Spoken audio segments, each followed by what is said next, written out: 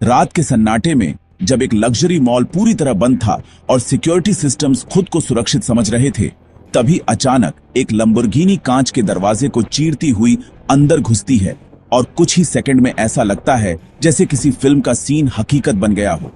लेकिन ये कोई मूवी नहीं, बल्कि 2009 का वो डेयरिंग हाइस्ट था जिसने दुनिया को चौंका दिया।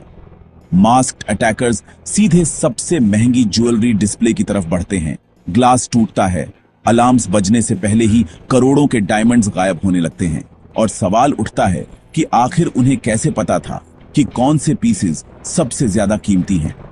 क्या ये अंदर की जानकारी थी या महीनों की प्लानिंग? पूरी टीम बिना घबराहट के सिर्फ 2 मिनट में काम खत्म करती है, जैसे हर मूव पहले से रिहर्स्ड हो। और जब वो लंबोर्गिनी में वापस बैठकर निकलते हैं तो पीछे सिर्फ टूटे हुए शीशे और स्टंट गार्ड्स रह जाते हैं। इन्वेस्टिगेटर्स बाद में समझते हैं कि सुपर कार का इस्तेमाल सिर्फ स्पीड के लिए नहीं, बल्कि साइकोलॉजिकल शॉक के लिए किया गया था, ताकि शुरुआती कुछ सेकंड्स में कोई रिएक्ट ही ना कर पाए। सीसीटीवी फुटेज में दिखी उनकी काल्म बॉडी लैंग्वेज इस बात की तरफ इशारा करती है कि ये इंपल्सिव क्राइम नहीं, बल्कि एक कैलकुलेटेड इंटरनेशनल ऑपरेशन था। लेकिन क्या मास्टरमाइंड वही लोग थे जो कैमरे में दिखे, या कोई और शैडो में बैठा पूरी डोर हिला रहा था? इन्वेस्टिगेशन अलग अलग देशों तक पहुंचती है। कुछ सस्पेक्ट्स पकड़े जाते हैं, कुछ डायमंड्स रिकवर होते हैं, पर पूरी सच्चाई कभी साफ नहीं हो पाती। और यही अधूरापन इस हाइस्ट को और भी रहस्यमय बना देता है, क्योंकि कभी कभी सबसे सुरक्षित जगह भी सिर्फ एक परफेक्ट प्लान की दूरी पर होती है। और शायद इसी अंधेरे सच को समझने के लिए लोग ऐसी कहानियों की तरफ बार बार लौटते हैं। 2009 की एक शांत और चमकती रात में दुबई का मशहूर लग्जरी इलाका अपनी रोजमर्रा की रफ्तार से धीरे धीरे ठहर रहा था। ऊंची इमारतों की रोशनी कांच की दीवारों पर गिरकर एक सुरक्षित और परफेक्ट दुनिया का एहसास करा रही थी, जहां क्राइम सिर्फ खबरों तक सीमित लगता था। इसी माहौल के बीच वाफी मॉल जैसे हाई एंड लोकेशन पर मौजूद एक प्रतिष्ठित ज्वेलरी स्टोर सिर्फ हीरे नहीं, बल्कि अमीर ग्राहकों का भरोसा संभाले हुए था। और सिक्योरिटी सिस्टम्स इतनी मजबूती से लगाए गए थे कि किसी भी खतरे की कल्पना तक मुश्किल लगती थी।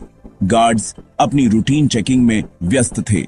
रात का सन्नाटा धीरे धीरे गहराता जा रहा था और सब कुछ सामान्य दिख रहा था, जैसे हर दिन बंद होने के बाद होता था।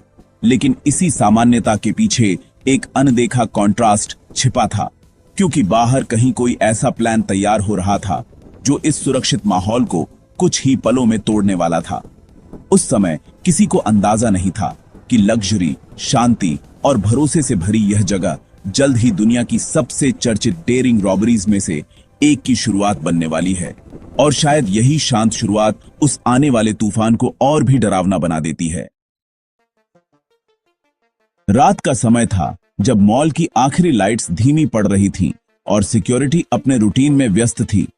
तभी दूर से आती एक लंबोर्गिनी की गूंजती आवाज अचानक सन्नाटे को तोड़ देती है और कुछ ही सेकंड में वो कांच के दरवाजे के सामने रुकती है, जैसे कोई रिहर्स्ड एंट्री हो। कैमरा जैसे धीरे धीरे जूम करता है और मास्क्ड लोग बिना जल्दबाजी के बाहर निकलते हैं। पहले चारों तरफ नजर दौड़ाई जाती है, मानो हर एंगल पहले से दिमाग में मैप किया गया हो।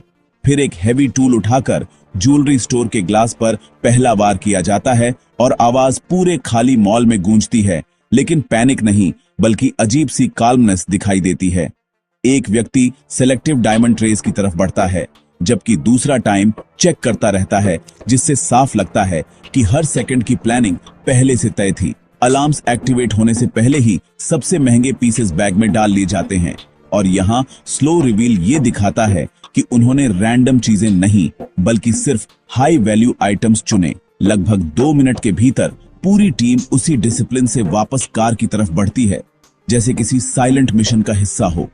लंबोर्गिनी का इंजन फिर गरजता है और एग्जिट की तरफ बढ़ते हुए वो पीछे टूटे शीशों और खाली शोकेसेस को छोड़ जाती है।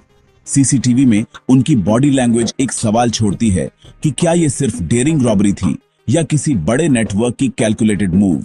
और जब कार अंधेरी सड़क पर गायब होती है तो सीन में सिर्फ फ्लैशिंग अलार्म्स रह जाते हैं, जो बताते हैं कि सब कुछ खत्म भी हो चुका है और असली कहानी अब शुरू होने वाली है।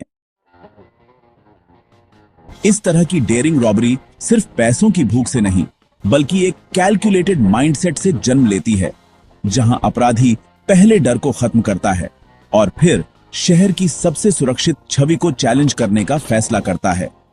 दुबई ज्वेल हाइस्ट के पीछे भी वही मनोविज्ञान दिखाई देता है, जिसमें लग्जरी और पावर का प्रतीक बनने वाली लंबोर्गिनी सिर्फ भागने का साधन नहीं, बल्कि एक मैसेज थी कि योजना कितनी बोल्ड और कॉन्फिडेंट थी। अटैकर्स ने रिस्क इसलिए लिया क्योंकि उन्हें सिक्योरिटी पैटर्न्स, रिस्पॉन्स टाइम और ह्यूमन बिहेवियर की गहरी समझ थी। उनके लिए ये सिर्फ डायमंड्स नहीं, बल्कि परफेक्ट एग्जीक्यूशन का खेल था, जहां हर सेकंड कंट्रोल में रहे। प्लानिंग इतनी प्रिसाइज थी कि उन्होंने भीड़ नहीं, बल्कि खाली समय चुना, ताकि इमोशनल केओस कम रहे और फोकस सिर्फ टारगेट पर बना रहे।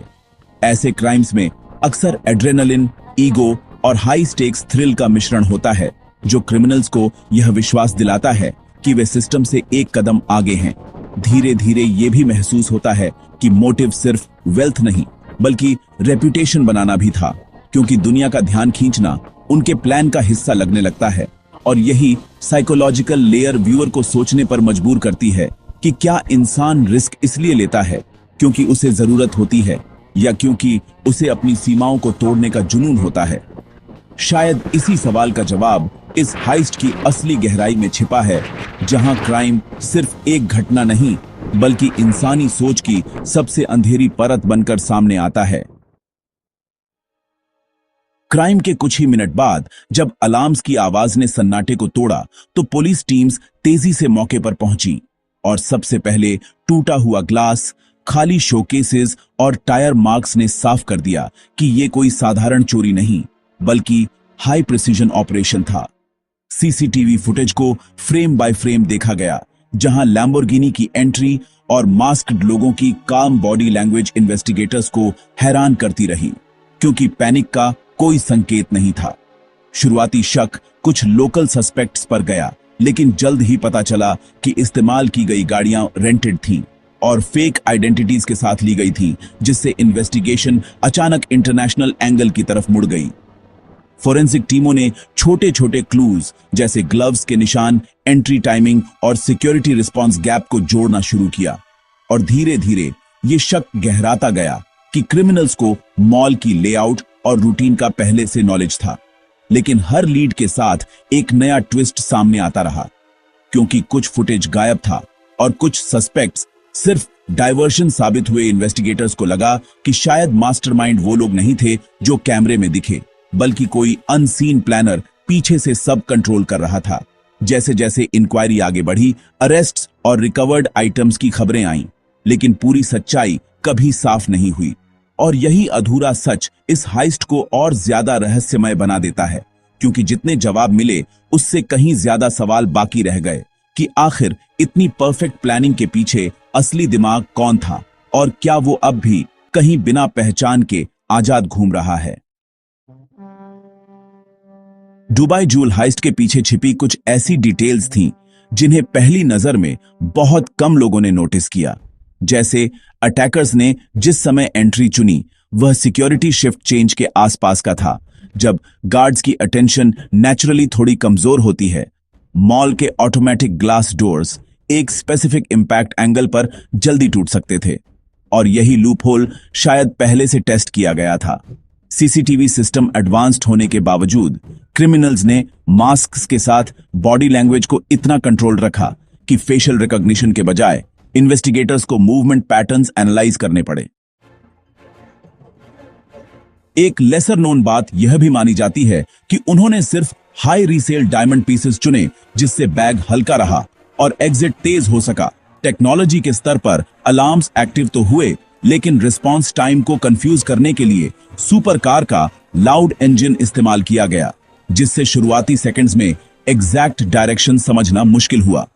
कुछ रिपोर्ट्स में यह भी संकेत मिला कि इस्तेमाल की गई कार्स टेम्परेरी आइडेंटिटीज पर ली गई थी, जिससे डिजिटल ट्रेल फ्रैगमेंटेड हो गया और इन्वेस्टिगेशन को कई फॉल्स लीड्स मिली।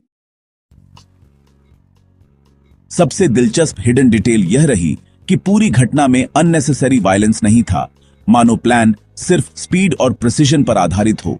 और शायद यही कैलकुलेटेड काल्मनेस इस हाइस्ट को अलग बनाती है। क्योंकि हर छोटी तकनीकी कमजोरी और इंसानी आदत को जोड़कर एक ऐसा परफेक्ट इल्यूजन बनाया गया जिसने दुनिया को यह सोचने पर मजबूर कर दिया कि कभी-कभी सबसे मजबूत सिक्योरिटी भी सबसे सटल गलती से टूट जाती है। आखिरकार जब इन्वेस्टिगेशन की फाइलें धीरे-धीरे बंद होने लगीं, तो कई जवाब मिलने के बावजूद कुछ सवाल हमेशा अधूरे रह गए। कुछ सस्पेक्ट्स पकड़े गए, लेकिन क्या वही असली मास्टरमाइंड थे या सिर्फ एक बड़े खेल के छोटे हिस्से? कई डायमंड्स बरामद हुए, मगर पूरा लूट कभी सामने क्यों नहीं आया? क्या लंबोर्गिनी सिर्फ भागने का जरिया थी या किसी अनसीन प्लानर का सिग्नेचर मूव? और सबसे बड़ा सवाल यही रह जाता है कि इतनी सटीक प्लानिंग के पीछे असली दिमाग कौन था, जो शायद कभी कैमरे में दिखा ही नहीं। समय के साथ हेडलाइंस शांत हो गईं, लेकिन यह हाइस्ट आज भी एक्सपर्ट्स को सोचने पर मजबूर करता है कि क्या सचमुच केस पूरी तरह सॉल्व हुआ या कहीं कोई ऐसा सच छिपा है जिसे जानबूझकर सामने नहीं लाया गया। क्योंकि कुछ क्राइम्स सिर्फ बंद फाइल नहीं होते, बल्कि ऐसे रहस्य बन जाते हैं जिनकी गूंज सालों बाद भी लोगों को उसी एक सवाल तक वापस ले आती है कि क्या असली कहानी अभी भी अंधेरे में कहीं इंतजार कर रही है। जब लंबोर्गिनी की गूंजती आवाज और टूटे हुए शीशों की तस्वीरें धीरे धीरे यादों में धुंधली होने लगी, तो यह हाइस्ट सिर्फ एक रॉबरी नहीं, बल्कि इंसानी हिम्मत, लालच और दिमाग की गहराई का आईना बनकर रह गया। कुछ लोग इसे परफेक्ट क्राइम कहते हैं, तो कुछ इसे सिस्टम की एक छोटी सी चूक, लेकिन सच्चाई शायद इन दोनों के बीच कहीं खो जाती है, जहां सवाल जवाबों से ज्यादा भारी लगते हैं और हर व्यूअर खुद से पूछता है कि अगर सब कुछ इतना सुरक्षित था तो फिर ये कैसे हुआ। शायद इसी अधूरे एहसास और रहस्यमय सन्नाटे में ऐसी कहानियां हमें बार बार वापस खींचती हैं, क्योंकि ये सिर्फ क्राइम्स नहीं, बल्कि वो डार्क जर्नीज हैं जो हमें दुनिया के अनदेखे सच से रूबरू कराती हैं। और जो लोग इन सच्चाइयों को समझना चाहते हैं, वे खुद ही इस सफर का हिस्सा बन जाते हैं, जहां हर नई कहानी एक नया सवाल छोड़ जाती है।